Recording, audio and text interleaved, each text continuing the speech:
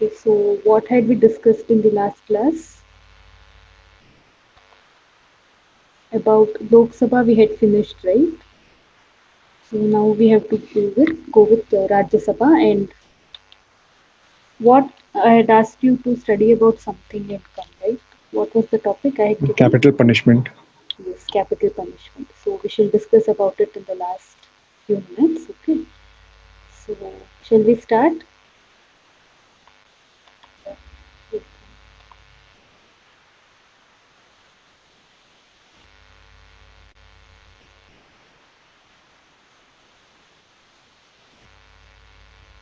So who elects the members of Lok Sabha?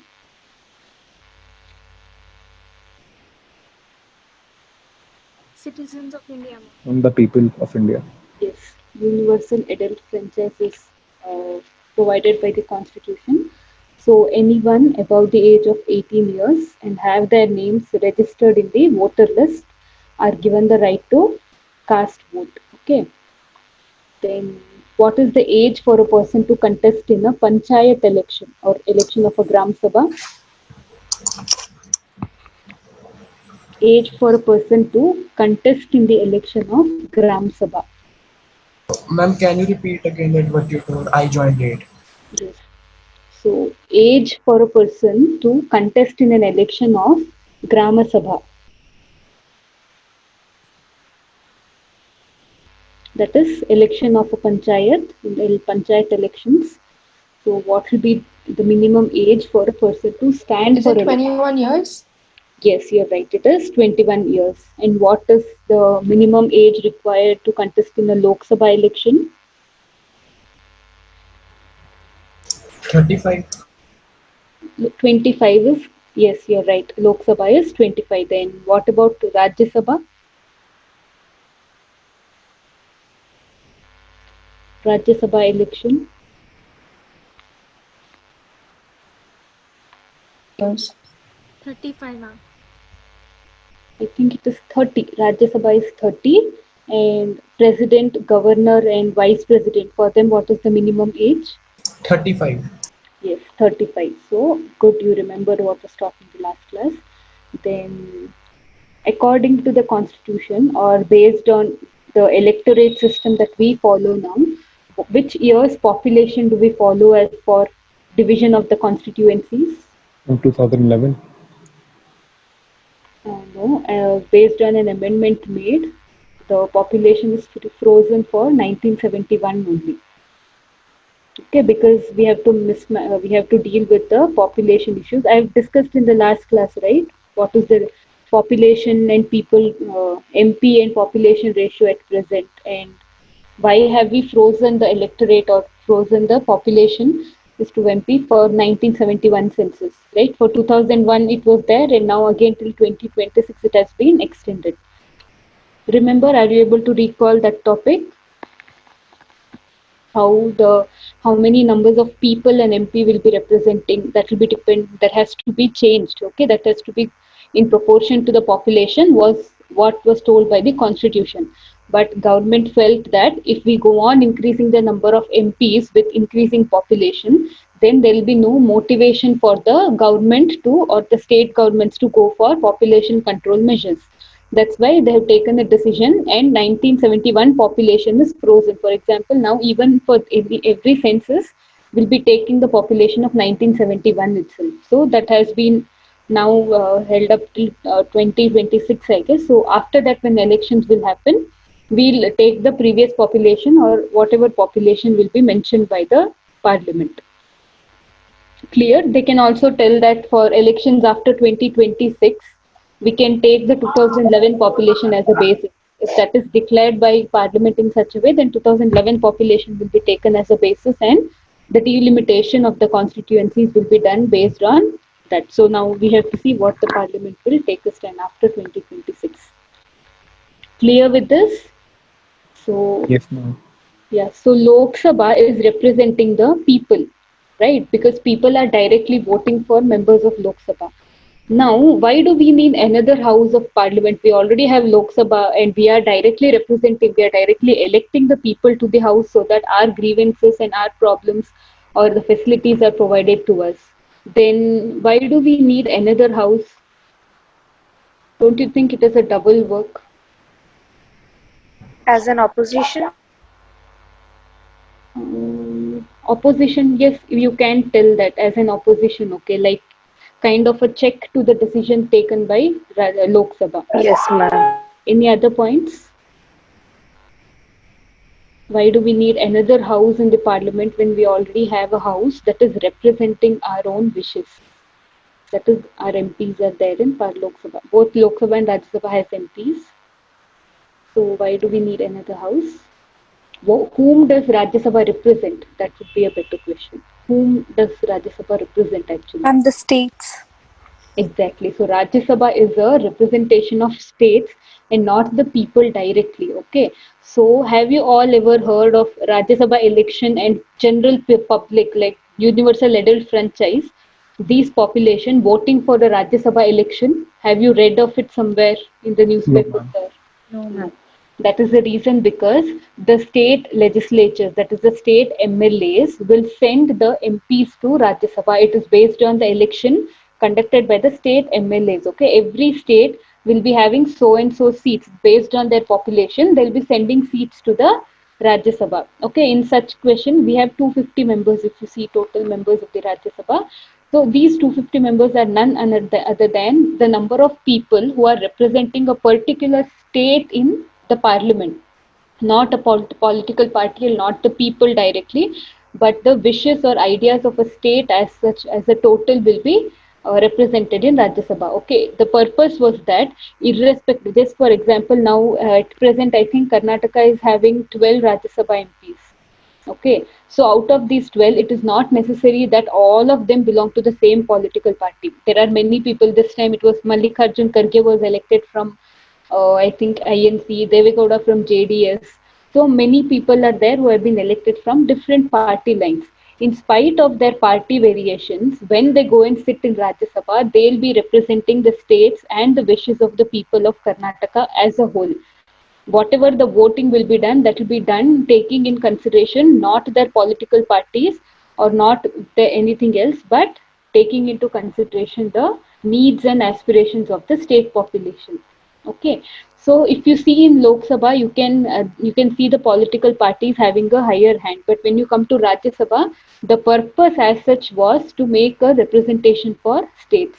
You can tell this to be a federal feature of Indian constitution where separate body or a separate part in the parliament is given for representation of the states. Okay, so even there is an accusation, that this is not a true federal feature of Indian parliament because US is the one where federalism is truly practiced in United States of America.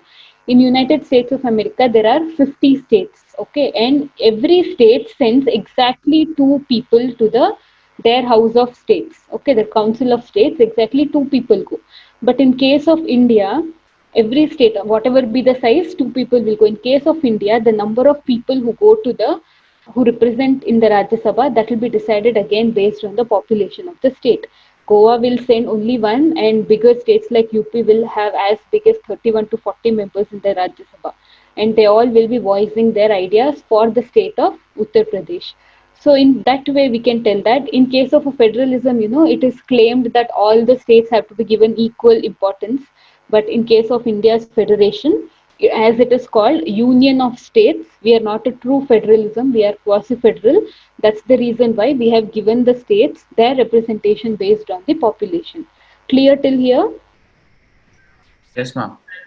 Yeah, so what else we have to see here? Can you tell who will like in Lok Sabha? It will be headed by a speaker, right? In Rajya Sabha, who will be the head? The chairperson. Chairperson. Yes, chair. Who is the chairperson then? Vice Venkaiah Naidu, President of India. Vice President of India. Yes, Vice President.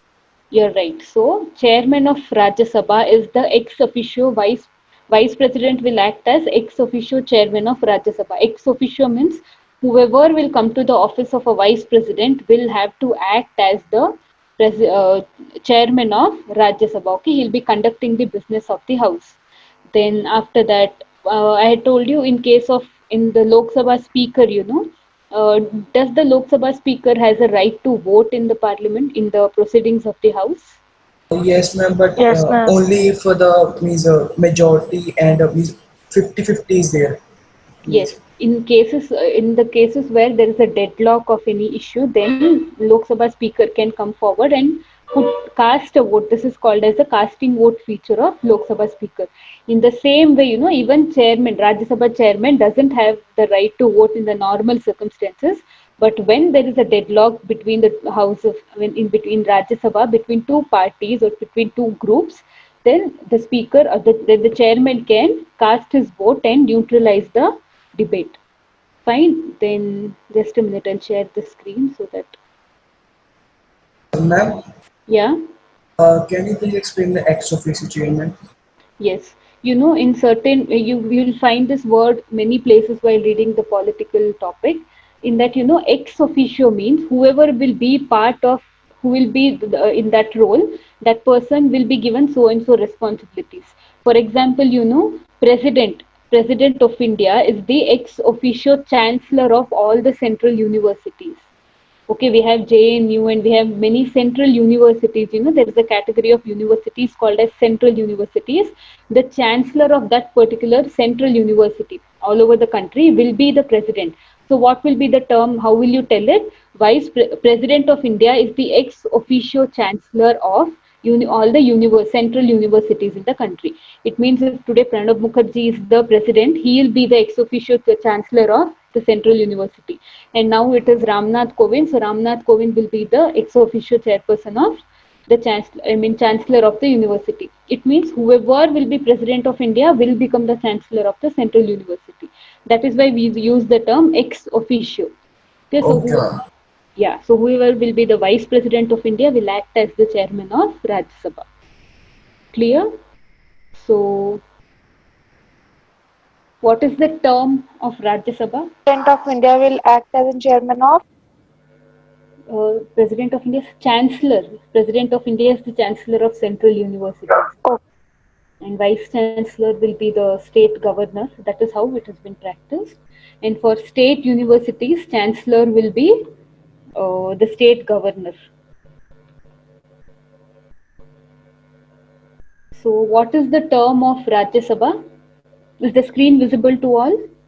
Yes, ma'am. yes, ma'am. Yeah. So, what is the term of Rajya Sabha? I mean, after how many years will it 6 dissolve? years. Yes? 6 years. You're near, but Rajya Sabha is called as a permanent house. Okay, Lok Sabha. When a Lok Sabha is elected, it is called as a new Lok Sabha. We have 14th Lok Sabha, 15th Lok Sabha. What is the meaning?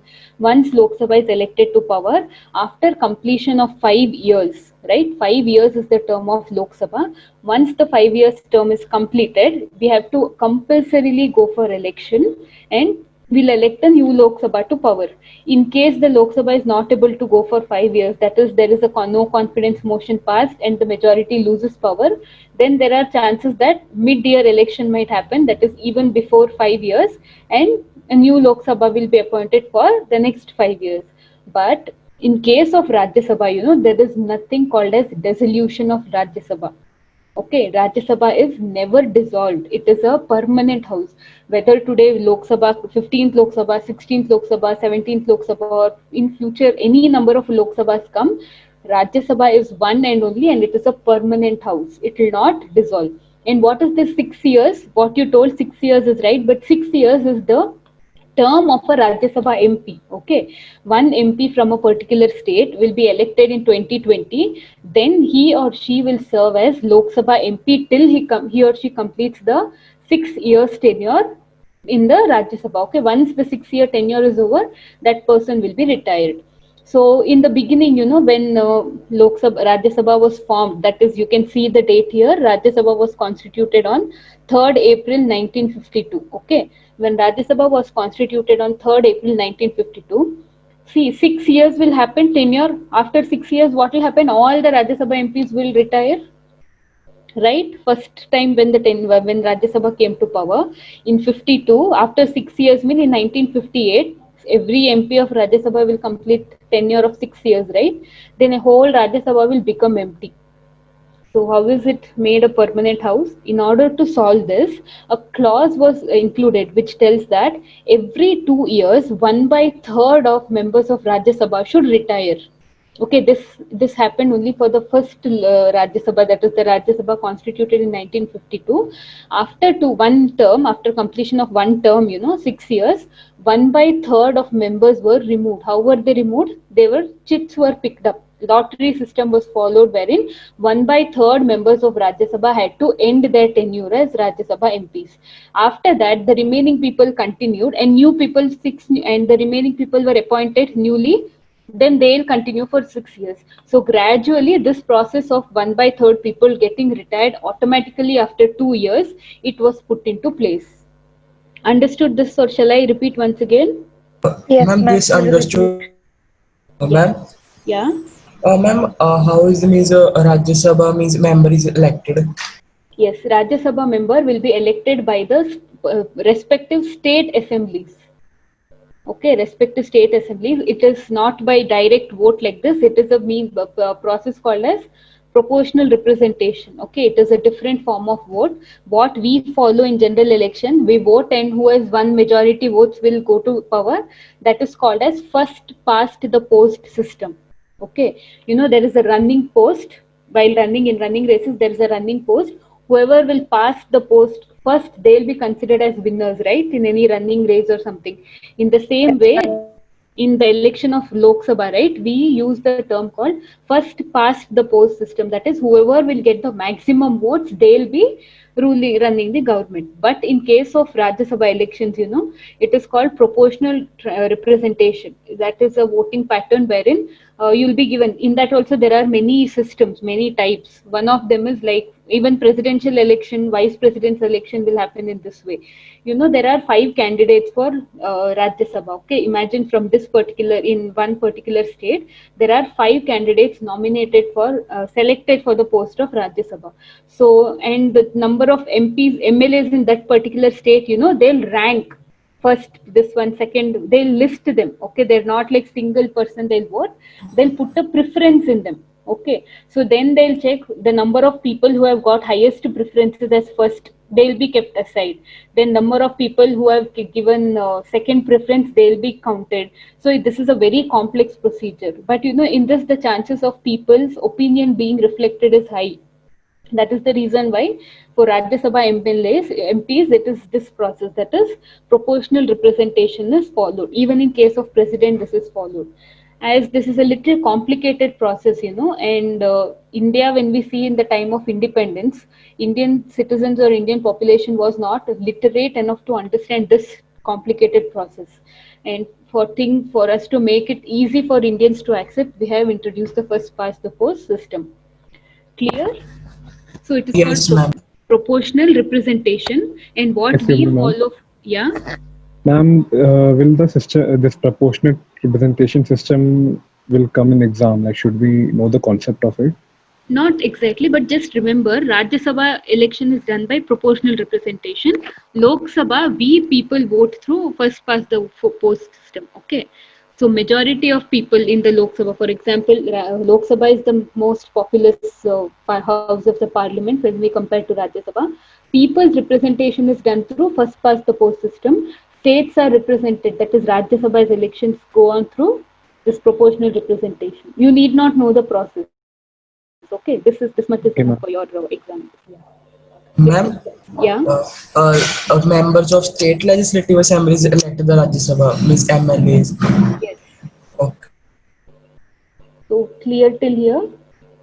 And Yes, ma'am. yeah, first Rajya Sabha, how we got through the process, like 1/3 have to be removed every year. So now it is all proper because we have passed through so many years. But Ma'am, for every year or after every 6 year? 2 years, after every 2 years, 1/3 members will retire. Okay. And to make that process a smooth one, I think, shall I explain it once again how it happens? See, Yes, ma'am. 1952, 3rd April, first time Rajya Sabha was appointed. Okay, first general elections happened in 1951, 52 years. So, first Rajya Sabha was appointed in 1952. Okay, so then what? After every 6 years, after 6 years, one MP of Rajya Sabha will retire. So whoever is appointed on 3rd April 1952, after 6 years, that is in 1958, whole Rajya Sabha will retire, right? Am I right? Whole Rajya Sabha will retire.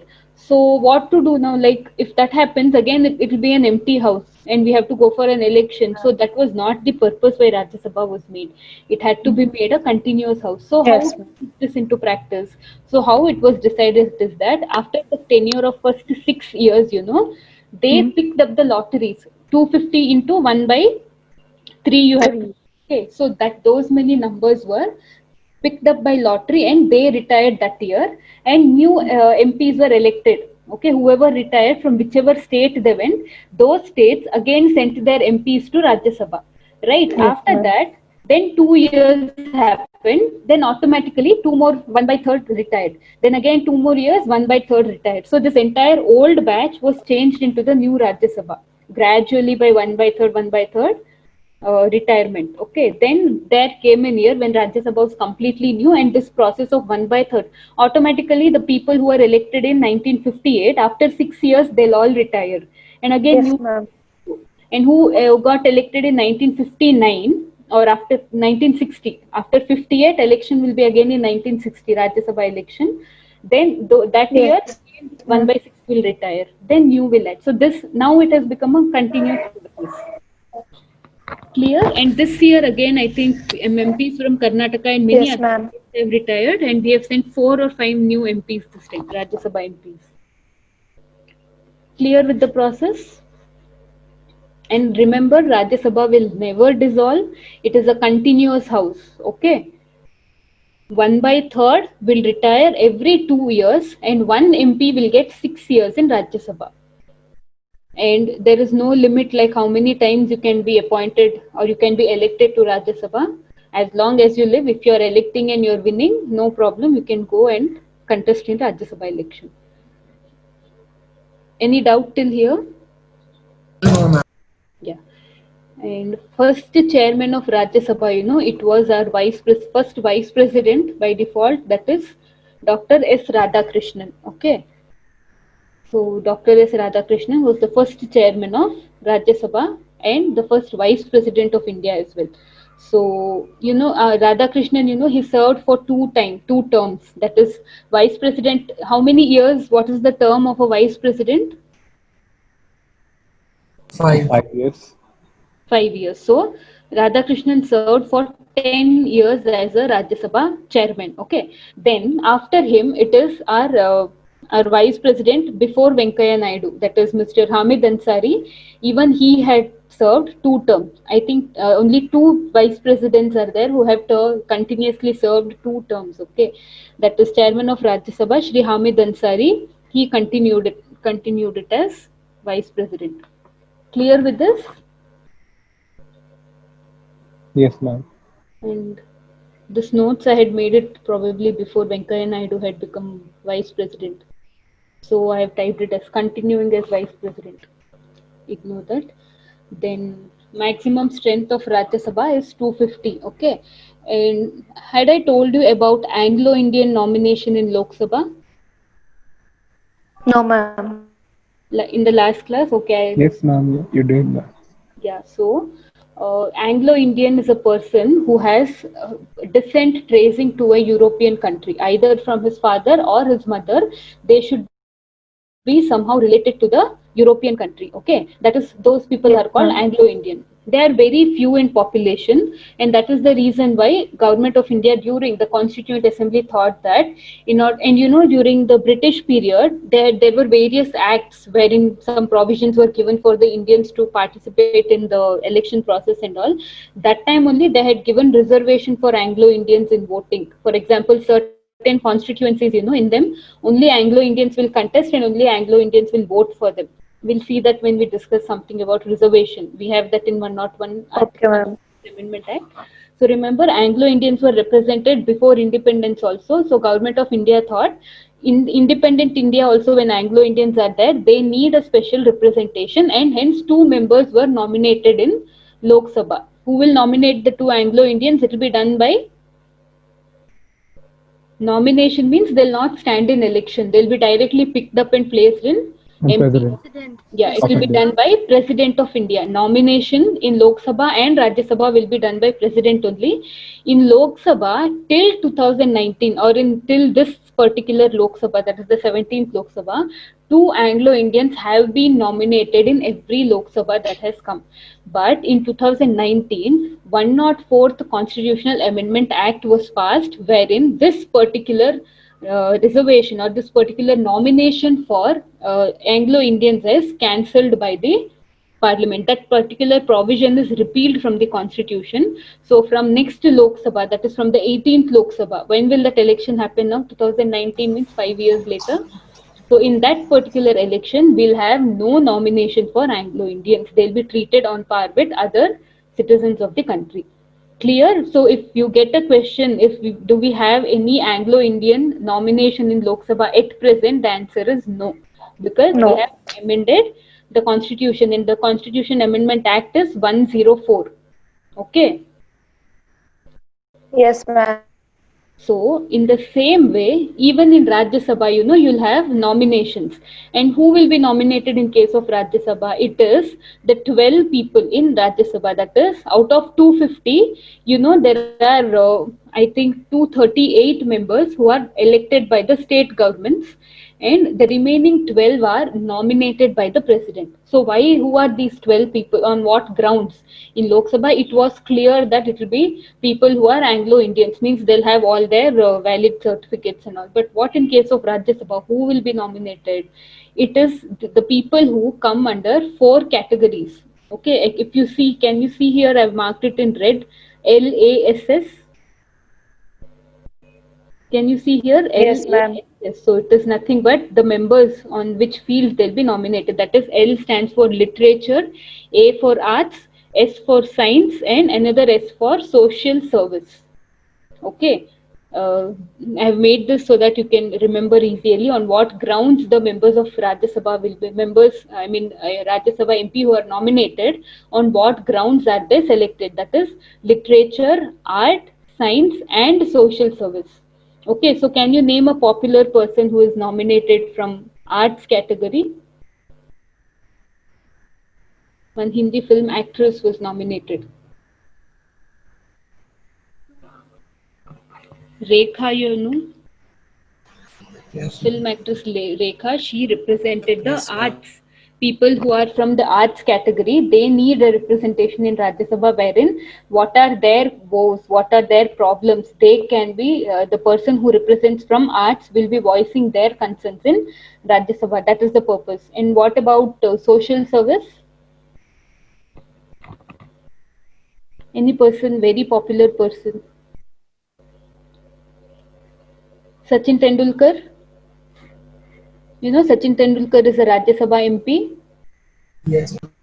So he is selected based on social service category. Okay, he is not representing the people of the sports fraternity. Don't get confused on that. He is the one who is representing from social service category.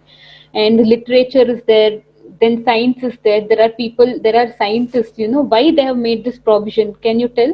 If Sachin Tendulkar stands in election today, don't you think the whole India will be happy to vote him into a Rajya Sabha MP?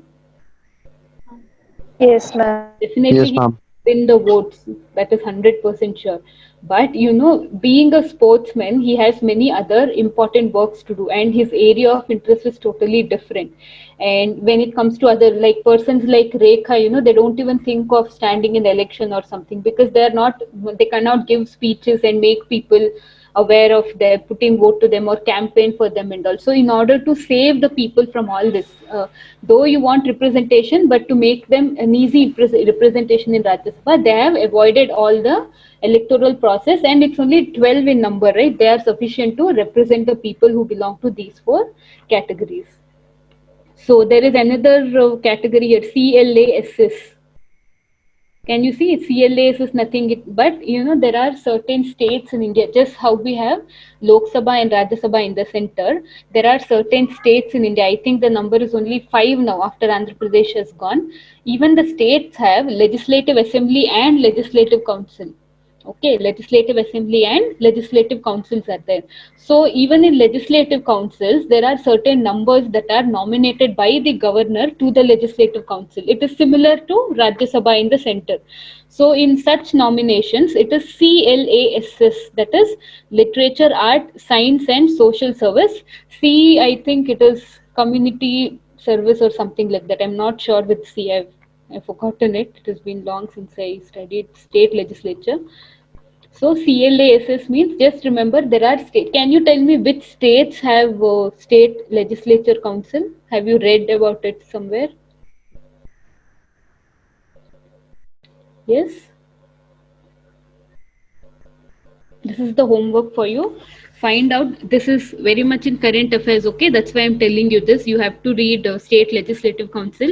We'll discuss it gradually. But homework for you is, how many states in India have legislative councils or two houses in their state? Okay. Then next is yes. Another thing is, if you Ma'am, want, yeah. please can you tell the question is what the question is? Yes. How many states in India have legislative councils? Ma'am is 6. 6. Okay, name them. Ma'am, Bihar, Jammu and Kashmir, Uttar Yeah. Pradesh, Karnataka, Yeah. then Maharashtra, Andhra Pradesh. Yes. That's it. So in this, Andhra Pradesh has recently passed a bill based on which it has cancelled its legislature, state legislative council. Okay. So now Andhra Pradesh doesn't have, and as we all know, Jammu Kashmir used to have a legislative council. It is correct, but now as it has lost its statehood and there is no legislative assembly or legislative council in Jammu and Kashmir. So I think we have Maharashtra, Karnataka, UP, and Bihar. Only 4 at present. I'll confirm it to you when we read current affairs about it. Okay. Because there is why we need Rajya Sabha, why we need legislative council is that we need a check on the decisions taken by Lok Sabha. You know why Andhra Pradesh? Did I tell you there? How many capital does Andhra Pradesh have right now? What is the capital of Andhra Pradesh? Telangana and Hyderabad. Amravati. Amravati. Telangana is a state that has Hyderabad as capital and AP is Amravati. Okay. So the problem was when the state. Did I tell you the story of? I told to which batch? I don't remember. Did I tell it to this batch the story of formation of? Yes, ma'am, you did. Yeah. So based on that, there are three. The three capitals thing. Yeah, the 3 capital thing. Now, the legislative council in Andhra Pradesh was dominated by a political party that was not ruling mainly. That is, I think it is the Telugu Desam party, TDP, that was there, that was the majority in state legislative council of AP. So now if the chief minister wanted to pass this particular bill of making 3 capitals to Andhra Pradesh, it had to go to the state legislative assembly, it has to pass through the legislative council, signed by the governor, and then only it will come to force.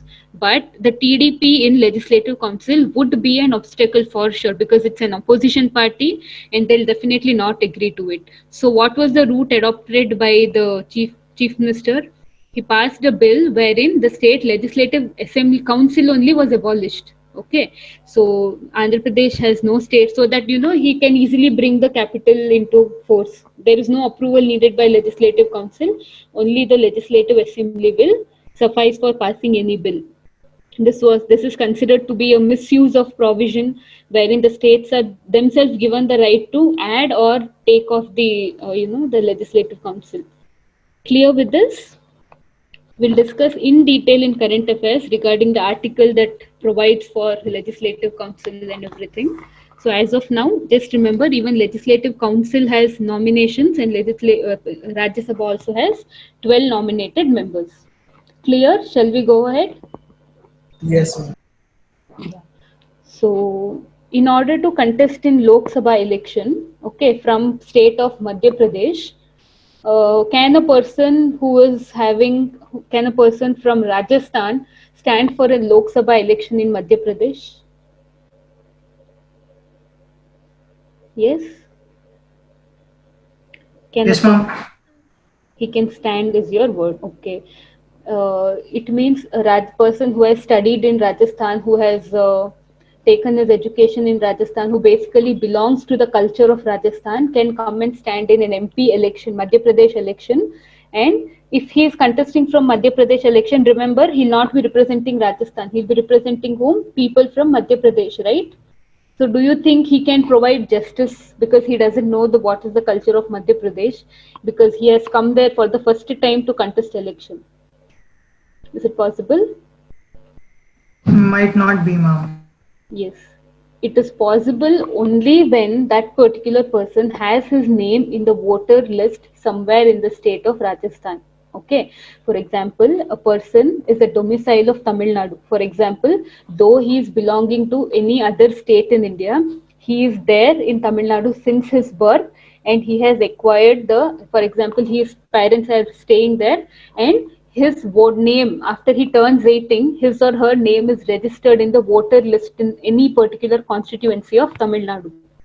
Can you know what is the voter list? It contains the details of every individual who is eligible to vote in election of that particular constituency. So in case, in spite of a person of Rajasthan, imagine his name is there in the voter list of Madhya Pradesh, then he can contest the election from Madhya Pradesh.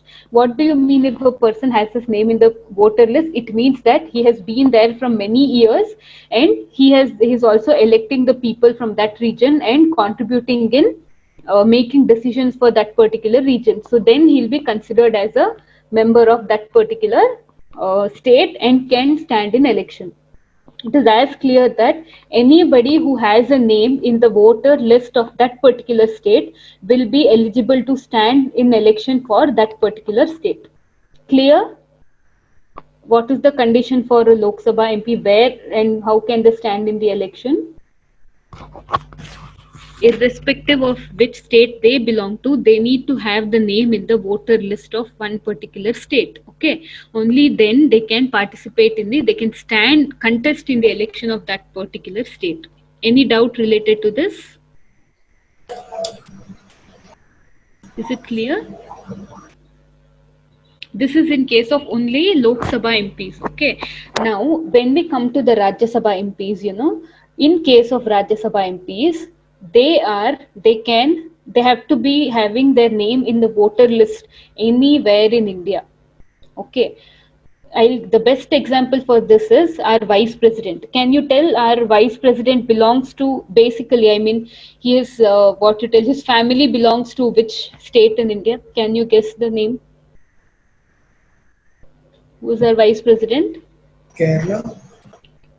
Venkaiah Naidu. So generally, if you see Naidu, Andhra Pradesh, ma'am. yeah. So Naidu is a surname, or it is a particular caste that is coming from Andhra Pradesh. Okay, and if you see how you can remember is when the Andhra Pradesh separate capital was formed, I think the chief minister had come. Okay, the prime minister had come, and it was Venkaiah Naidu who was translating everything that was being told in Telugu to the prime minister in Hindi. Okay, so it means he is very fluent in the language as well, and because he basically belongs to Andhra Pradesh. But if you see the list of Rajya Sabha MPs, and Venkaiah Naidu is a Rajya Sabha MP, if you see the list, he has contested from Bengaluru North constituency. Okay, he has won the election from Bengaluru North constituency, and when he has gone to Rajya Sabha, he is representing the state of Karnataka and not Andhra Pradesh. Why? Because he has contested from Bengaluru North constituency. Clear? So this is an example wherein to become a Rajya Sabha MP, you need to have your name in the voter list of any constituency in India, irrespective of which state you belong. If you have your voter ID in one particular state, if your political party wants you to contest elections from Gujarat, though you belong to Telangana, you have all the rights. You are permitted by the constitution to do so.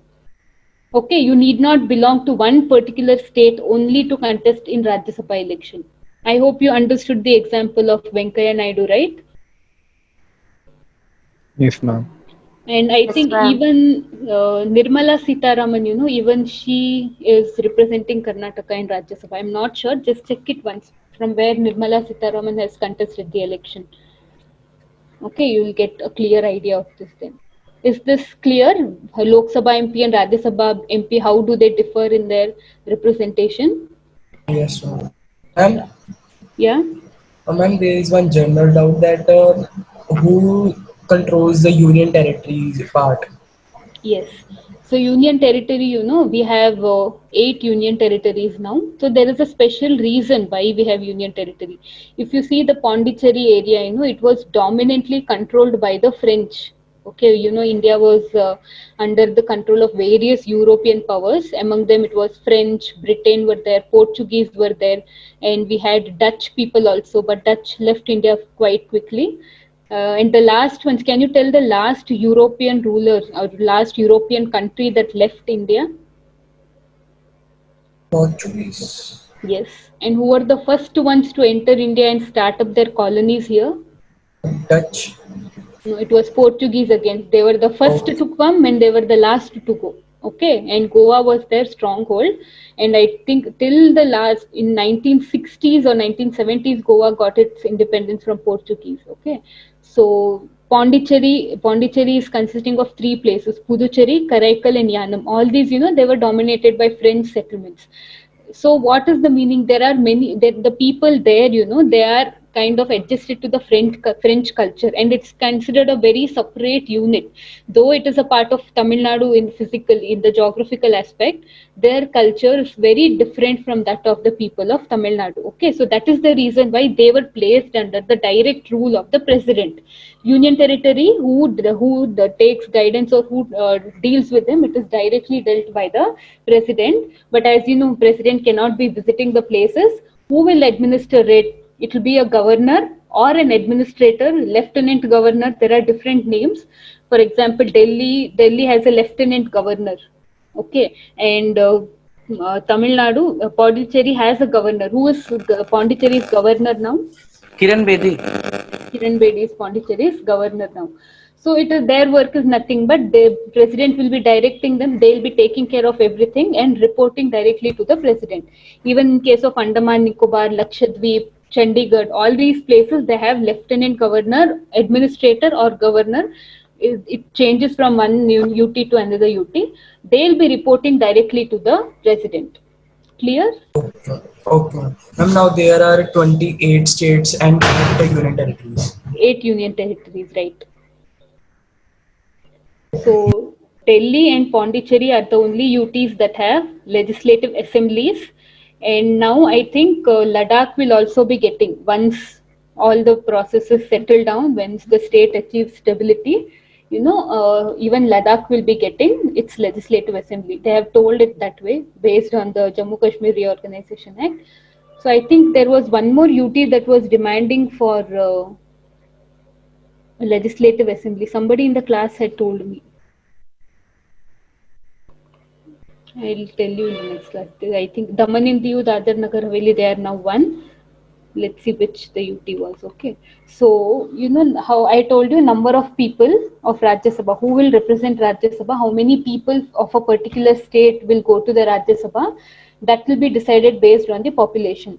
But if you see, and this provision, how the division will be, how will the allocation be made, that is directly mentioned in 4th schedule of the Constitution. Remember, the schedules are very important. 4th schedule of Constitution directly tells about allocation of seats to Rajya Sabha. Okay, based on this, as I told you, Uttar Pradesh has 31 members, and smaller states, for example, population with states with smaller population like Goa, Manipur, Meghalaya, Arunachal Pradesh, they all have only one representation to Rajya Sabha. And union territories that have legislative assemblies, that is Delhi and Puducherry, they also have their representation in Rajya Sabha. That is, Delhi sends 3 MPs and Puducherry has 1 MP in Rajya Sabha. Clear? This Yes, ma'am. maximum number will be important. And remember, 4th schedule of Indian Constitution speaks about allocation of Rajya Sabha members. Okay. Then, can you see the screen here? What is the term of member of Rajya Sabha? As I explained, the term of a member of Rajya Sabha is 6 years. But member, this I had to tell you, if there is a vacancy arising in Rajya Sabha, in the constituency of Rajya Sabha in the mid-year, for example, a person appointed from one constituency to Rajya Sabha dies after 2 years of being an MP. Okay, so then immediately the post has to be filled, and the election commission will arrange for a election, by election it is called, when a member is elected after 2 years of the death of the Rajya Sabha MP, then he'll be serving the term, he or she will be serving the term in the Rajya Sabha for the remaining 4 years only and not the entire 6 years.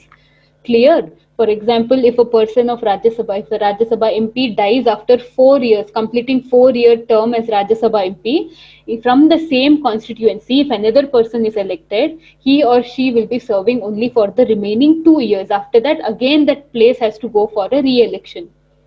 Clear with this? Ma'am, Yeah. ma'am, like for example, UP Rajya Sabha member has been vacant his seat. Okay. Ma'am, then the another Rajya Sabha member will be elected from Uttar Pradesh only. Yes, from the same constituency in which vacancy has been created. Okay, because he has Okay, to ma'am. represent that constituency of Rajya Sabha. So same place the member will be elected, but he won't be serving 6 years totally, but only till the years of the remaining MP. Okay, the period in which the blockade was created, only that will be cleared, and after that again the place will go for re-election. For example, now if the election has happened for four, I think 6 seats from Karnataka, right? If some one MLA vacates the office, then he'll serve only for the remaining period. Again, all the six constituencies will go for election at the same time. Once the vacancy is complete, 6 years is complete, they'll again go for election. Clear with this? Yes, then what is the term of Vice President of India? It is 5 years, we know that. So And how ma'am, are, what if he yeah? dies? What if he dies after 1 year? Then for remaining 5 years only, the new member elected will serve only for five Okay, ma'am. years. Yeah. So whatever will be the duration of the originally elected Rajya Sabha MP, only that duration will be completed. After that, again re-election will happen. Okay, and if you know the gap is just 6 months or anything, that is after 5.5 years, the office is vacated only for the remaining 6 months and all. Generally, the by-election won't happen. The constituency won't have anybody for 6 months, and after 6 months, when the general election will happen, total election for all the constituencies, that time only the election will occur. So conducting an election is a very difficult, very time consuming and also expensive matter. That's why elections, generally we tell that when an by-election will happen, it is an extra burden on the exchequer. So because you have to prepare voter rolls and you have to pay for everybody who is conducting the election, you have to keep the vigilant activities done. So it's a very lengthy procedure. So shall we take a break for 5 minutes? Okay, ma'am. Ma'am, Yeah. and what if the vice president dies? If the vice president will die, any other person will be appointed for time being as chairman of Rajya Sabha. And then, vice president dies, election will be conducted within a duration of, I think, 6 months or so. If the post will be refilled soon. But somebody has to be there as chairman of Rajya Sabha at that time. A panel of chairpersons would be there in Rajya Sabha. As well in Lok Sabha, we'll have a panel of Lok Sabha speakers. In case, in the absence of Lok Sabha speaker, deputy speaker will act. Even if deputy speaker is not there, one from the panel of the speakers will be selected. In the same way, Rajya Sabha will also have a deputy chairman, and that person would be a member of Rajya Sabha only. So they'll be working. In case even the deputy speaker is absent on certain days or no deputy speaker is there, then from the panel of chairpersons, anybody will be taking care of the duties until we get a new vice president. Clear? Okay, ma'am.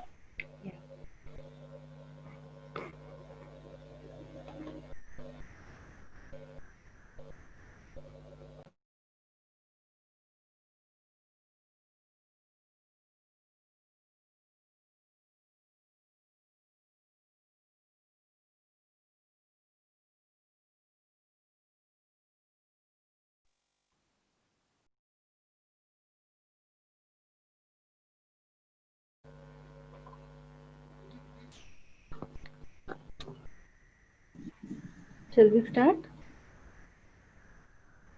Yes, see, so even Telangana state is having legislative council.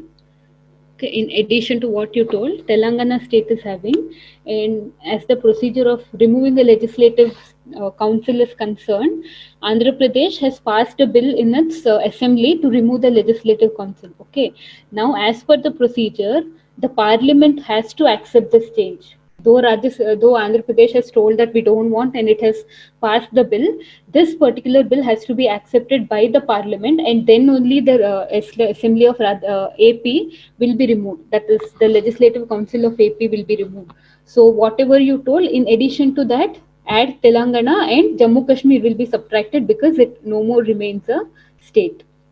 Clear?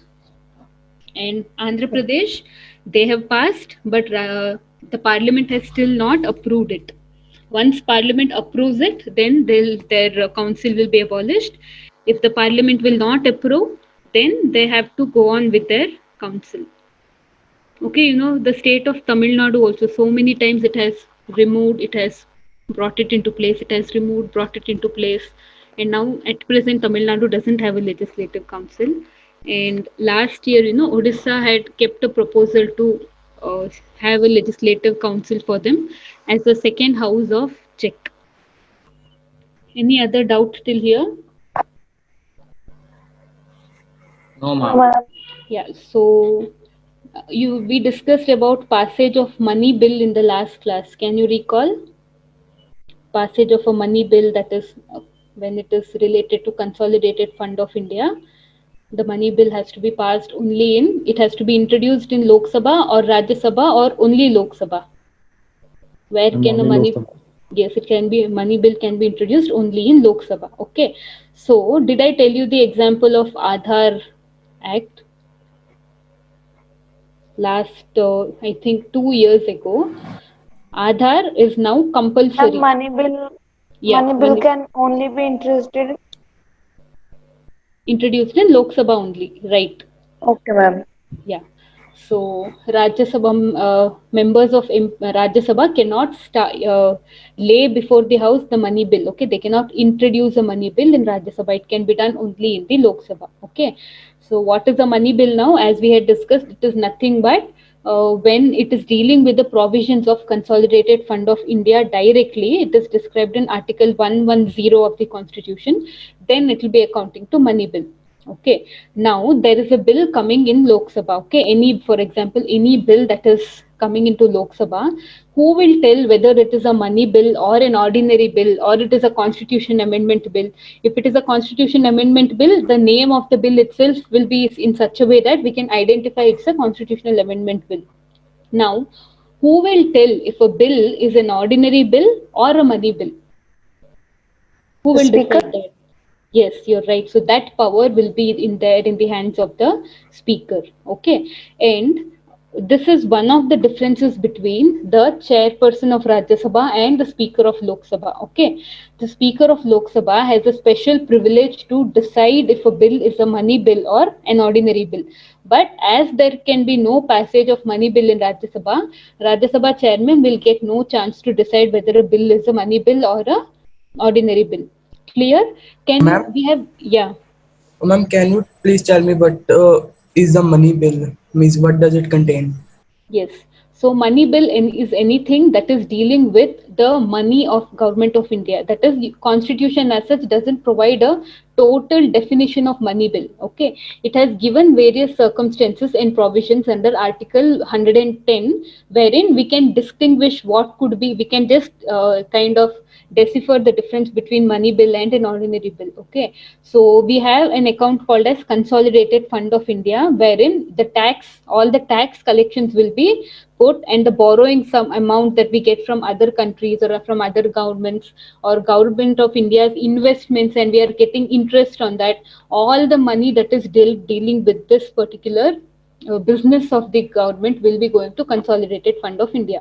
So any bill, you need permission to use money from the bill, and that permission will be granted to a finance minister from the entire parliament. They have to pass the appropriation bill and give permission to the finance minister to allocate funds to different departments so that they'll spend the amount for the benefit of the country, because you know the money is nothing but taxpayers' money. So money bill has been given special prominence only to Lok Sabha because Lok Sabha directly represents the people. Okay, now money bill, yeah. Ma'am, what is the difference between money bill and budget? Budget is a money bill. Okay, budget as such is not a bill. Budget is just a detailed statement of the expenditures of previous year, incomes of previous year, and the projected income and expenditure of the future year. But in order to, for this particular year, what would be our spending in this particular year, what would be our earnings, all this will be there. So earnings, boy, where will the government get its earnings from? It is from the taxpayers. So you have to tax the people. So for putting tax to the people, there is a bill called as finance bill. Okay, finance bill is the bill through which the government parliament permits the government to collect taxes from the people. So is it directly related to consolidated fund of India? Yes, because from the money Yes, will ma'am. directly go to consolidated fund of India, right? Consolidated fund. Yeah. So another bill called as appropriation bill will be passed along with the budget. What is the appropriation bill? It is nothing but you are getting the right to take money from consolidated fund of India and allocate it to different ministries or department. For example, in the last budget, we saw a huge allocation to a fund called as I think agriculture. Let's take it Manrega only. That is the best example, wherein the highest amount has been allocated to Manrega. What is the mean? How allocated means budget statement will tell so much fund we want to allocate it to the purpose of giving wages to people under Mahatma Gandhi Employment Guarantee Act. Okay, then the parliament, the minister of finance has to seek the permission for the whole parliament to draw that money from consolidated fund of India and spread it off to the Ministry of Rural Development. Ministry of Rural Development is the nodal ministry for dealing with Manrega. Okay, so now Ministry of Rural Development has got the funds. It will then send it to the respective districts of all the country, all the districts in India. From the district collector's office, it will go to the respected CBT, direct benefit transfer to the account of the Manrega workers. So you need permission to spend this money. That permission will be taken by the finance minister through the appropriation bill. So finance bill and appropriation bill is nothing but they are an example for money bill. Okay. Now Ma'am, please repeat the appropriation bill. Yeah, appropriation bill is nothing but the permission seeking permission to utilize the funds from Consolidated Fund of India for the coming financial year. These are the two bills that will be passed along with the budget. Okay, I'm just telling you for the example of money bill. I don't think it will be so deep for you in the exam. So just remember appropriation bill, money bill, and budget. These three documents are placed before the Lok Sabha when the budget is presented. Okay, when discussions are made, the government of when the parliament is satisfied with all the provisions of the budget, then they'll go and pass the appropriation bill, and after that we'll be passing the finance bill. Okay, clear with this appropriation and finance? Yes. Yeah, so this was example of a true money bill. Okay, now finance bill, appropriation bill, everybody will know it is a money bill. So speaker will definitely tell, and you know money bill needs the prior permission of the president to pass. That is one of the provisions wherein before passing a money bill, you need the accession of the president. President has to tell yes, okay, you can pass the money bill. Then first the speaker will tell if this bill is a money bill or not. If it is a money bill, then president's permission is required. When president generally most of the time it will be a very benevolent situation and the president will generally tell a yes, and the bill will then be passed in Lok Sabha. Okay, so now money bill is passed in Lok Sabha. Okay, it will go to Rajya Sabha as per the procedure, right? So what is the time limit in which Rajya Sabha has to tell yes or no to the money bill? Did we discuss in the last class? Ma'am, 15 days. Yes, it was only 14 days.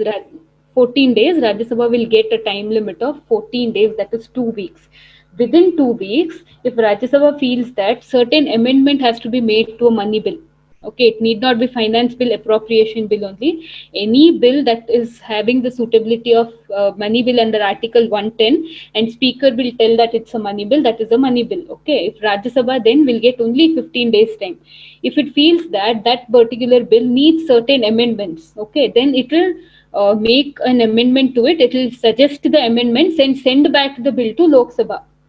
If it is not happy with it, then Lok Sabha has the power either to accept the amendments or to bypass the amendments and directly send it to the president. Okay, this is because this is an instance wherein Rajya Sabha doesn't have any power equivalent to the power of Lok Sabha.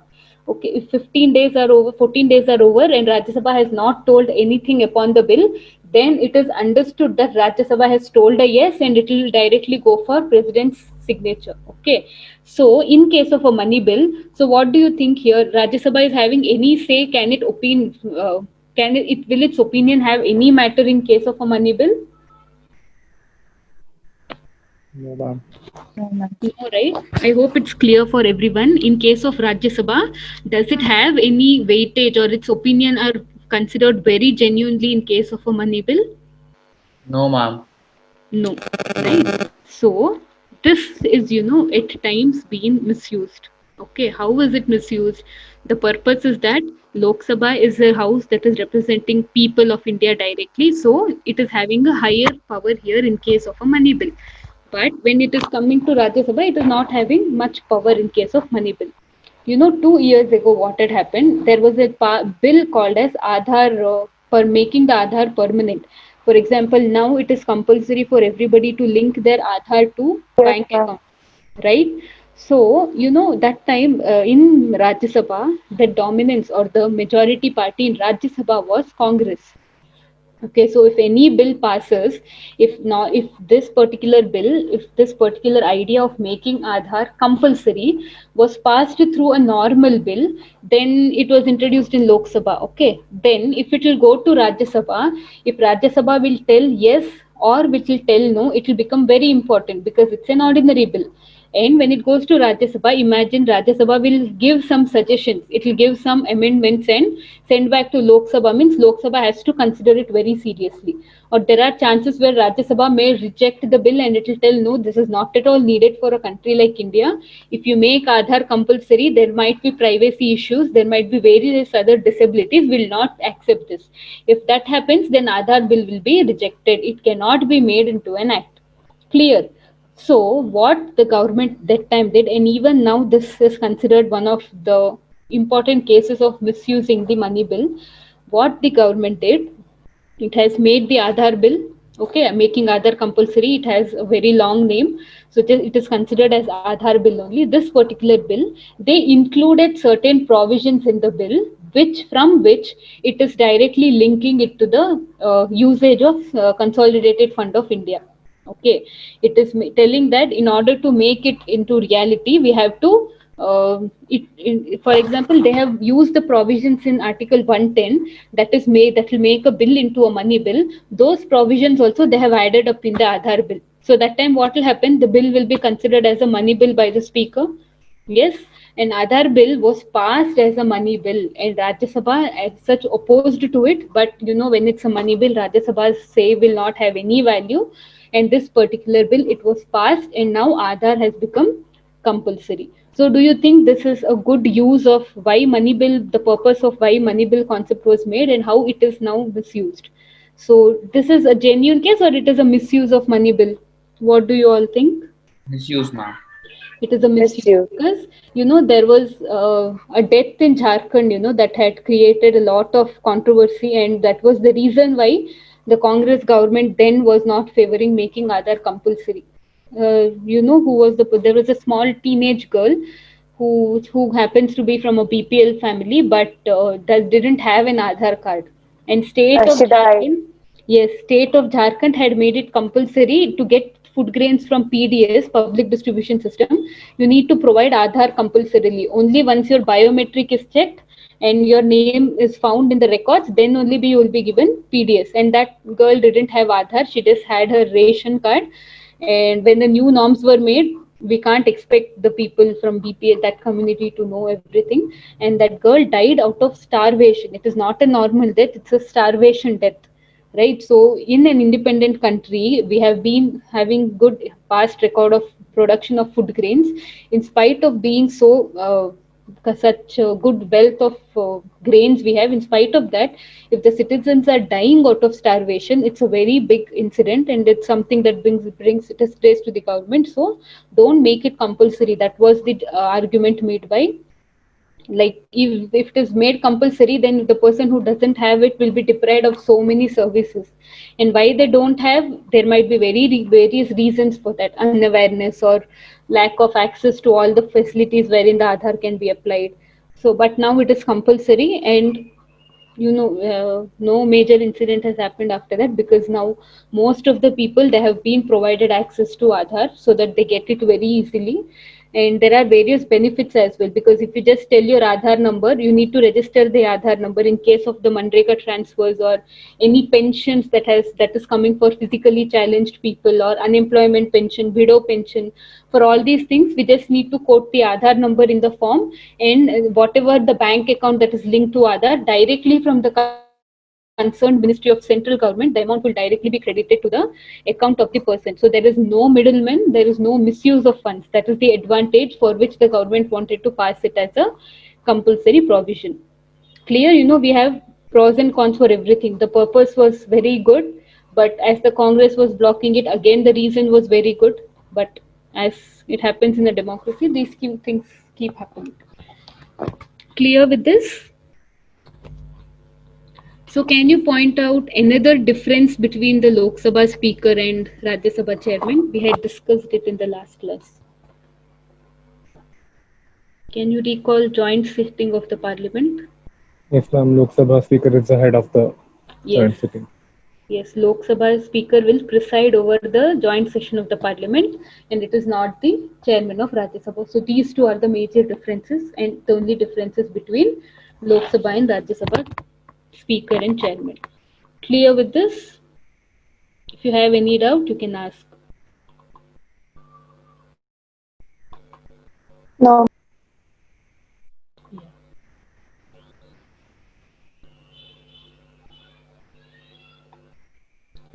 And if you see here, what are the requirements to become a member of Rajya Sabha? Should be a citizen of India, not be less than 30 years of age, and should possess other qualities as may be prescribed by law by the Parliament. Okay, and no such qualifications are needed. Should a member be a domicile of the state from which he is elected to Rajya Sabha? This is what I discussed in case of Venkaiah Naidu. Okay, the person need not be a domicile. He has to be an elector in a parliamentary constituency anywhere in India. Clear? And I think Sachin Tendulkar represents Andhra Pradesh and not Maharashtra, which happens to be his native state. Check it out once. I think Sachin Tendulkar represents the state of Andhra Pradesh. Clear? Then how many nominated members are there in Rajya Sabha? That is 12. That is special knowledge or practical experience in literature, science, art, and social service. So we had we discussed in the last class who was the first woman to be nominated to Rajya Sabha? Had I told? First woman to be nominated to Rajya Sabha, not elected, nominated to Rajya Sabha. And she also happens to be a best example of Anglo-Indian. Heard the name Rukmini Devi Arundale? No, Rukmini Devi Arundale was the Bharatnatyam dancer who popularized the art in the World Theatre Forum. So she was the first member who was nominated to Rajya Sabha under art category. Okay. So, are you aware of any act in the country which protects harm to animals, or which punishes people for harming animals? Or preventing, heard of the act Prevention of Cruelty Towards Animal Act? No, ma'am. Okay, there is an act passed in, I think, 1964, And the normal animals that we see on a day-to-day basis, or any animals, if humans try to injure it deliberately or having a cruel practice towards it, then you are bound. There are certain sections based on which you will be arrested, or there is no arrest as such. Fine will be imposed, and that particular act, it was the initiative of Rukmini Devi Arundel, and she is the major reason why an act such as prevention of cruelty to animals has been passed, and the major credit goes to her, Rukmini Devi Arundel. You know, Home Rule League during Freedom Movement. Have you read about it anywhere in your school days? Yes, Home ma'am. Rule League. Yes, ma'am. Yes. So, who was the head of Home Rule League? It was started by whom? Can you recall the lady's name? She was not an Indian. Annie Annie Besant? Besant. Annie Yes.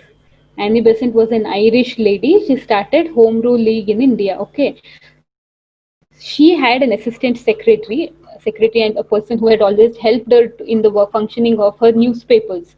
She was publishing newspapers called as Commonweal and I think New India and Commonweal were the newspapers, and a person called as Arun Dale. He was also from Ireland. He was helping her in establishing the newspapers and their distribution. Rukmini Devi was a Bharatanatyam dancer from India. She is the one who married Arundel. So, you know, he is a European and Rukmini Arundel is an Indian. So, now he will be considered as an Anglo-Indian in India. Right? Anglo-Indian is a person who has either his descent from the parents or happens to marry an Indian, and their children also will be considered as Anglo-Indian. So, Rukmini Devi Arundel, you understood the example of Anglo-Indian now properly, I guess. Their kids will be considered as Anglo-Indians here. Clear? Yes, ma'am. Yeah. Yes, ma'am. So, yes. Now, can a member, Prime Minister is there, we have a Prime Minister. So, Prime Minister has to belong to Lok Sabha or Rajya Sabha? From Lok Sabha. Okay. Others? What is your opinion? Prime Minister should be belonging to Lok Sabha or Rajya Sabha? I think Rajya Sabha. Lok Sabha because he's elected by the people. Okay. Ma'am, So, I yeah. think it's a mixed election, ma'am. It can be either from the Rajya Sabha or the Lok Sabha. Yes. So Prime Minister should be a member of the Parliament. That's all. Either Lok Sabha or Rajya Sabha is fine. Prime Minister has to be a member of Lok Sabha, a member of Parliament. That is a sufficient ground to appoint a person as President of India. Okay. Indira Gandhi, who happens to be India's first Prime Minister, she is a Rajya Sabha MP. I mean, she was the Rajya Sabha MP. Even Deve Gowda was the Rajya Sabha MP. I.K. Gujral is another Prime Minister who was from Rajya Sabha. And even Manmohan Singh was from Rajya Sabha. Okay, so we have Prime Ministers can be from either house of the Parliament. Okay, not necessarily only from Lok Sabha. Because Constitution as such doesn't tell anything about who should be a Prime Minister of the country. Does the Constitution, any article in the Constitution speaks about the election of a Prime Minister? Do we have anything like that? No. That is because Prime Minister is none other than a normal person. We have just appointed. Who is Narendra Modi? We have not elected him as the Prime Minister. We have elected him as an MP from the constituency of Varanasi. People of Varanasi only have elected him. We are not even responsible for his election victory, right? We have not even voted him as the Prime Minister. He is just voted as an MP of the Parliament. And as BJP is having 303 posts in the Lok Sabha, it happens to be the majority party. It is the discretion of the majority party to decide who will be the Prime Minister among them. It will be among their party members itself. And if Narendra Modi had contested elections and he was a Rajya Sabha MP, and the Lok Sabha MPs will decide that no, in spite of we have Lok Sabha majority, we think that Narendra Modi is only capable, we'll elect him only as the Prime Minister.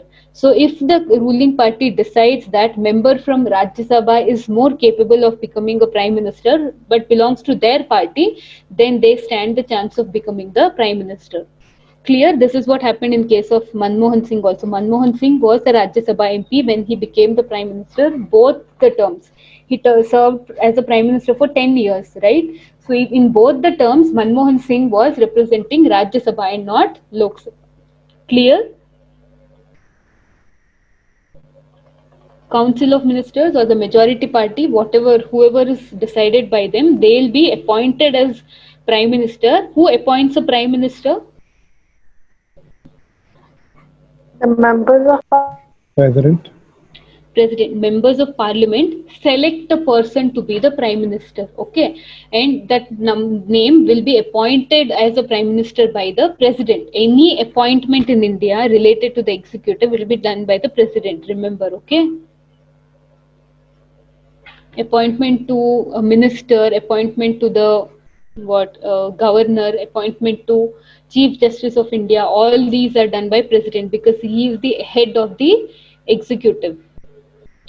Clear? So now I told you Rajya Sabha MP can be re-elected any number of times. Okay. So can you tell me who is the longest serving Rajya Sabha MP? Who was the longest serving Rajya Sabha MP? It is Ram Jethmalani. Heard the name? Yes, ma'am. Ram Jethmalani. He has been serving for 6 terms as a Rajya Sabha MP. So how many years? 6 terms means? One term consists of how many years? 36 years. 6 years. 36 years. Yeah, 36 years. From 36 years, he was a Rajya Sabha MP, and I think he expired last year. I'm not sure, right?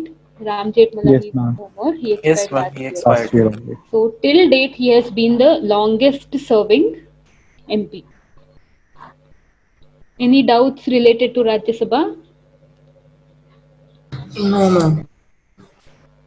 Yeah. So just check now. Can anybody tell from which constituency Nirmala Sitharaman is there in Rajya Sabha?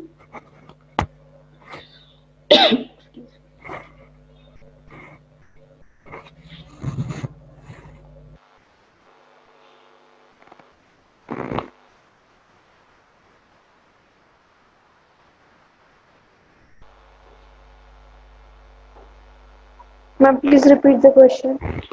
Nirmala Sitharaman represents which constituency? From Andhra Pradesh. She's representing Andhra Pradesh only. Yes, ma'am. Okay, then check for Venkaiah Naidu.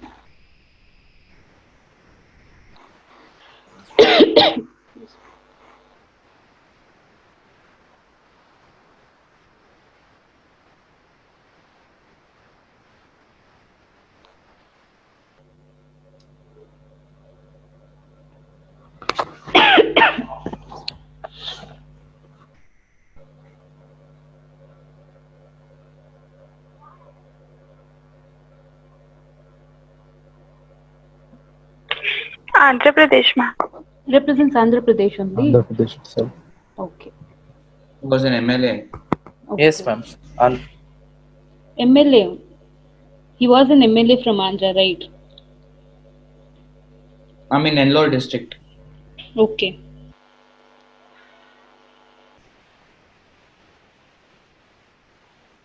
Yes, then what about Sachin Tendulkar?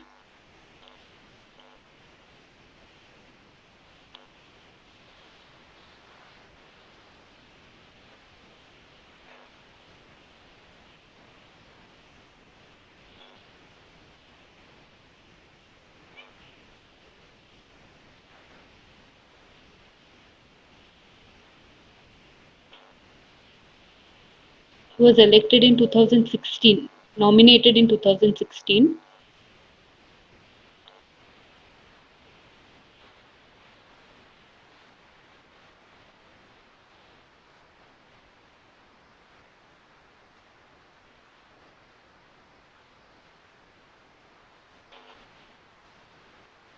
Yes, as Sachin Tendulkar is a nominated member, he won't be representing one particular constituency. But you know, there is a scheme called as MP Lad scheme. Heard of this? This was his news when COVID became a big pandemic, and probably in April, this particular topic was in news. MP Lad, heard the name? MP Lad scheme.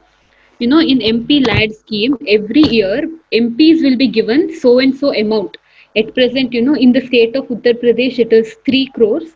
but normally it is 2 crores. Every MLA, MP and MLAs, they'll be given one total amount. Okay, what will they do with that amount? They'll be spending it on their constituency, any development in their constituency. Okay, so in case of normal elected MPs and MLAs, they'll have their constituency.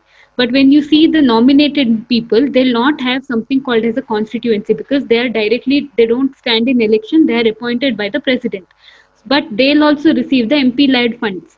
So when the amount was allocated to Sachin Tendulkar, he has done some work for a village in Andhra Pradesh. That is why I remember, I thought he is representing Andhra Pradesh. That's wrong. He has used the fund for repair work or some development activity in a village in Andhra Pradesh. And when it comes to spending of money for Rajya Sabha MPs, they can spend it in any part of the country. They need not spend it in one particular constituency or the state to which they belong. They can use the funds for developmental activities in any of the constituencies of the country. Clear?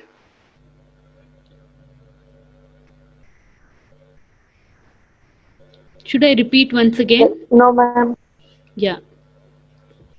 So now, shall we I had given you a work to see. So capital punishment. So what is the meaning of capital punishment?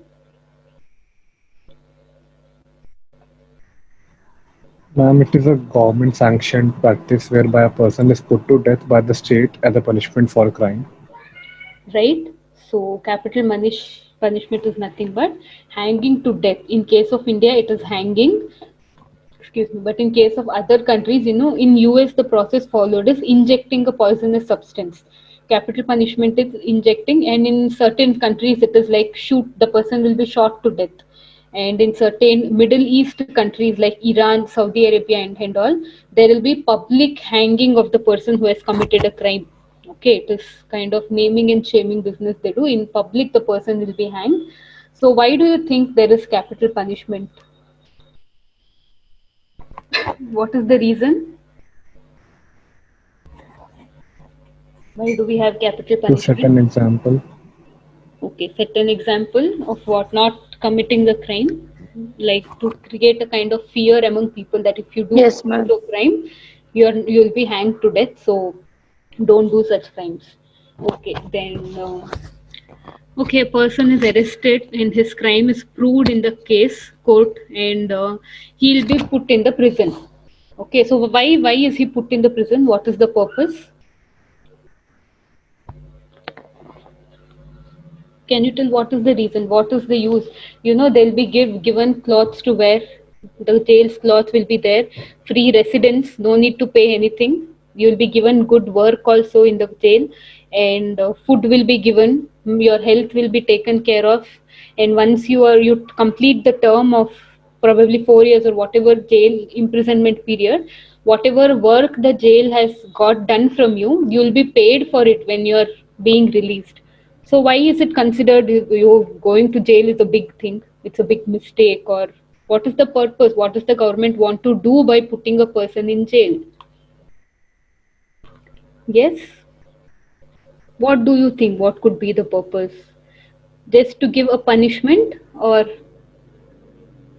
anything else above work that? on the personality so that they can be better citizens. Yes. So, whenever a person commits a crime, it has a reason behind it. Okay. For example, a small kid is stealing something. When the parents do not correct it at the right age, that probably becomes a habit, because he is not fearing of that particular thing. As a child, what is right, what is wrong, the child doesn't know. So he might, in future, it might send him a message that, no, it is not wrong. I like a chocolate, I'm stealing it from the shop. Nothing wrong in that. So the person will go on. If the person, for example, there is a kid who's an orphan, who is on the streets, they don't even know what is right, what is wrong. What is important for them? To steal food and eat, or steal money and buy something and eat. So whatever happens, for example, there's a pickpocket happening. So why does that person need money through pocketing? Why is he not working? There might be various reasons. There is some flaw in the personality of that particular individual. So what the government will do, it thinks that as a welfare state, it is our responsibility. The citizens have to be mended in such a way that they realize their mistakes, and once they complete the term in the jail, once they go out, they have to be a reformed man, and the society will accept them when they are changed. Okay, this is the purpose. What do they do in the jail? There are various training sessions given to them. They, and you know, why do they go for some robbery or anything as such? Because they don't have money. Why, how will they get money once they are in some good, they're able to earn their money? Why they're not able to earn? Probably they're illiterate or do not know where to work. So in jail, you know, there are various skill developmental activities in which the people will be trained, and there will be regular counseling sessions for them. They'll be shown movies in which the movies of great leaders like Nelson Mandela and all, so that they'll get inspiration. In various sessions like that, they'll be taught yoga, they'll be told to do gardening. Various such things are provided so that there will be a transformation in the personality of the individual. So what is the purpose of a justice delivery system? It is reformative justice, that is reforming the criminal into a person who can be accepted into the social fold. But when we go for capital punishment, do you think, what do you all think, is it needed or will it help in any way to provide a reformative justice, or provide what a kind of justice wherein the person will be creating a positive impact on the society? What is your opinion? Do you think capital punishment is needed or not needed? Yes, ma'am, it is needed. Okay, so it is needed. So why do we need it?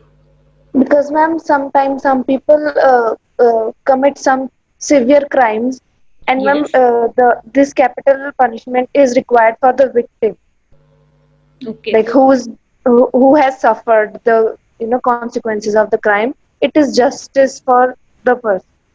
Yes. So what is, she says capital punishment is required because the victim would have gone through a lot of trauma in case of the Yes, ma'am. incident, and the capital punishment is needed as a providing justice to the victim. Yes, What do ma'am. others tell? What is the opinion of others? I think it's again to strike fear among the criminals, like in the Nirbhaya case, when the criminals were hanged. It feels like whenever a person is committing the heinous crime of rape, he will have Hmm. this fear in mind that people can be hanged for this. Yes, and we have Yes, ma'am. seen. Yeah. Yeah. Tell. Yeah, you can tell, Vaibhav. We can tell. You agree Ma'am, with even me? yes, ma'am, even I agree to it, ma'am, because rape is something that is occurring in India after every alternate days. We are hearing in the Exactly. newspaper that a girl is being gang raped or something like that. So, ma'am, Yes. in front of robbery and stealing, rape Hmm. is something a very big case. So, for such cases, I think capital punishment should be implemented. Okay. And others, anyone else want to tell the opinion? Yes, ma'am. Death penalty could be also the best way to discourage more violent crime. Yes, right. So it is kind of, it will create a deterrence among the public so that they'll think before committing a crime, and they'll have what a kind of regulation, indirect regulation, wherein the fear of being killed. But once the Nirbhaya death rate, you know, the case had grabbed the world attention, and the whole process was done on a speedy basis. And there was a committee called as Justice Verma Committee, and the committee recommended special courts to deal with the rape cases. And you know, it has a record of being cracked in a very short time. Though we knew who were the accused, they were nabbed within a gap of 24 hours.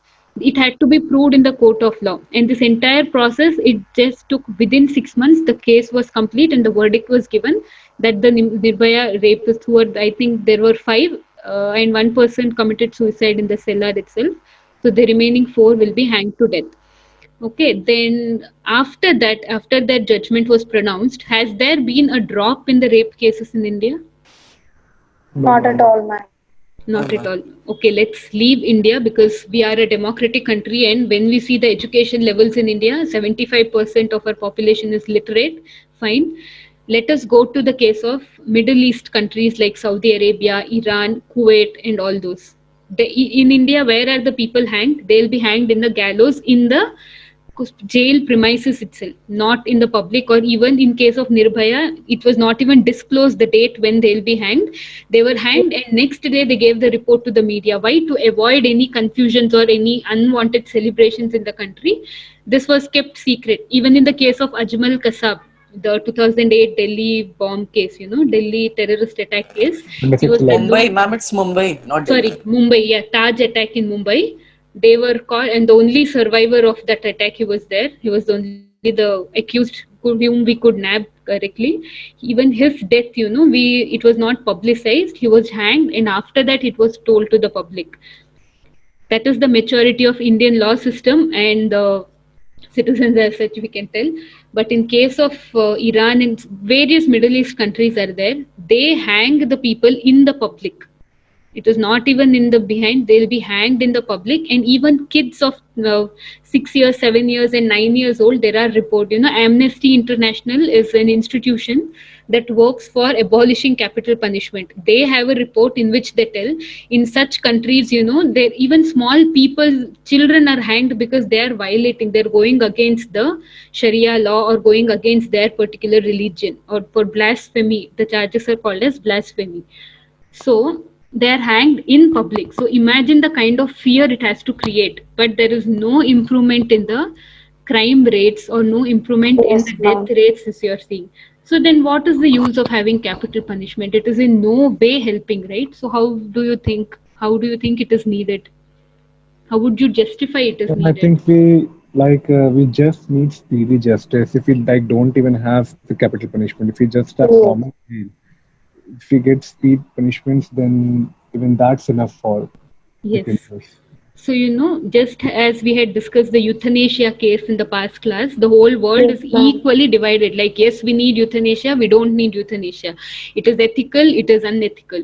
In the same way, we have the whole world divided in this aspect also. There are many countries, and even in India, if you see, in the initial years of independence, the people who were hanged to death were many.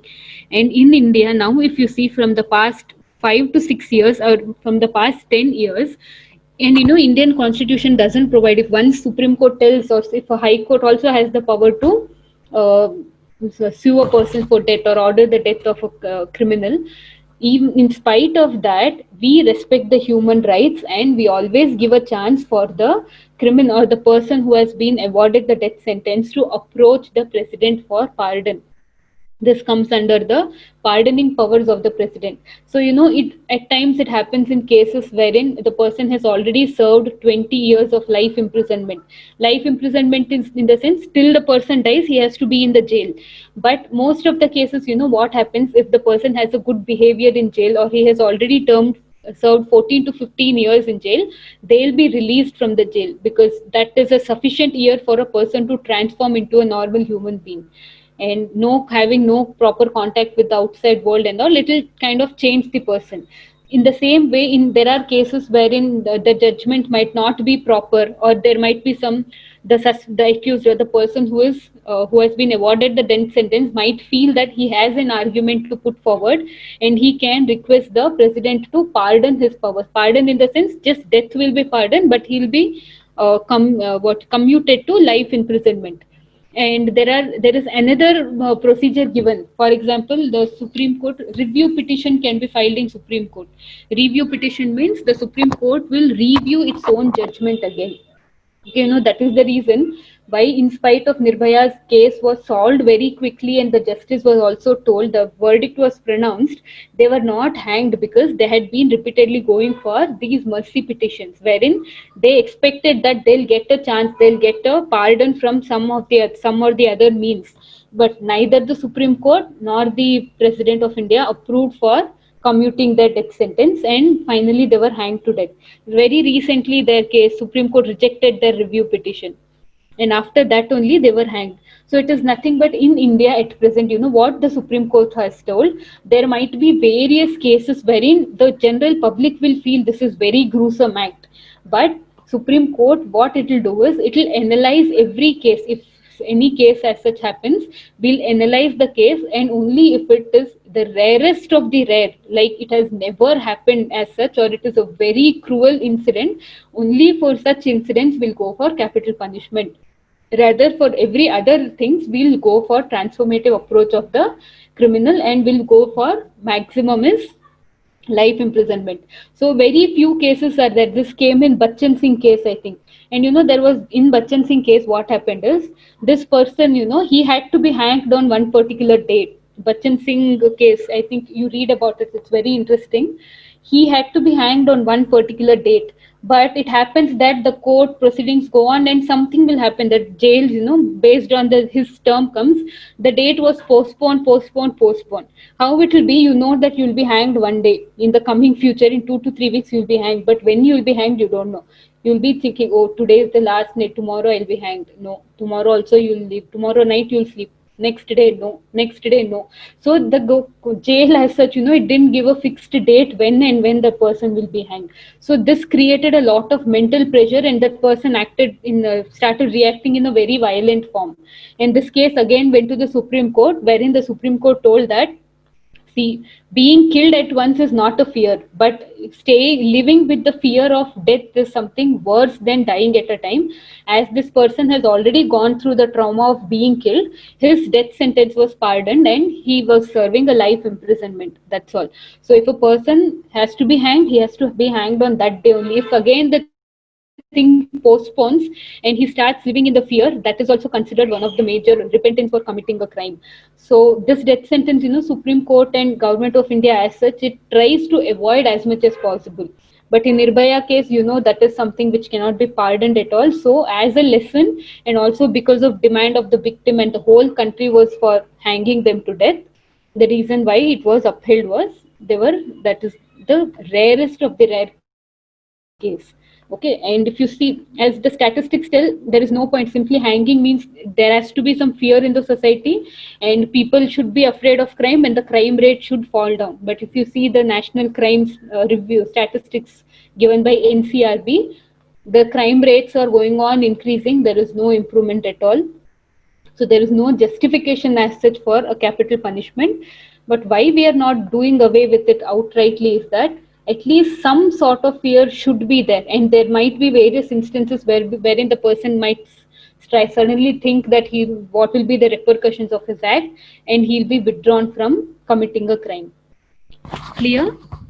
Ma'am, what is the punishment of rape in our constitution? Constitution doesn't tell anything about that. Only sections of IPC, I think Indian Penal Code, tell about that. And as such, Yes. it is life imprisonment. That is the maximum, and that is prescribed. And even based, this judgment can be like 6 years. That depends on the Yes, case to ma'am. case basis. Supreme courts will decide that. In a So, ma'am, maximum, yeah. if that punishment is changed to the capital punishment, I think the rate of rape can be decreased, because then people will have a mentality that if we will do such crime, we will be hanged to death. Okay. So that fear But is there then, even now yeah. after Nirbhaya case, like Yes, they ma'am. knew, Hyderabad, what happened in Hyderabad last a few months ago. They didn't even wait for the court's verdict. They were shot dead. Yes, The ma'am. Hyderabad In the veterinarian's case. Yes, Yeah. ma'am. Priyanka the Reddy, maternity doctor, doctor. something Yes. like Priyanka that. Reddy was, that was the name, and they were even public was Yes, ma'am. so enraged that they wanted the guy to be hanged, and just they had taken the people to the crime scene, and they got scared that they might be hanged to death. They tried to escape, and in Yes. self-defense, police had to encounter them, and that happened. And people are now really scared. See, normal citizens, they are aware Yes. of all these things are fine, but if you see the crimes of rape Yes. and all, they're Yes. mostly Yes. happening, most probably committed by the lower rung of the society. For example, people Yes, who do ma'am. not have proper education and all.